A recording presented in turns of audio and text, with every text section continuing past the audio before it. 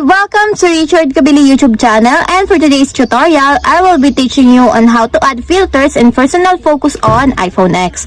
But first, kindly subscribe to this channel and don't forget to hit the subscribe button and the bell to notify you for the new updates. And let's start. Using your iPhone X from your home screen, first go to Settings. Then in the Settings, click the Focus. Then in the Focus, choose the Personal. Then in the personal focus, scroll down and go to focus filter section. Then click the add filter.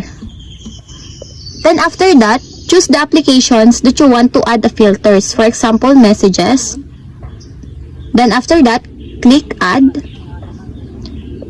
And your filters is on the list.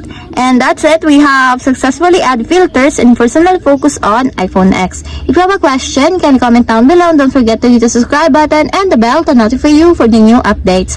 And thank you for watching.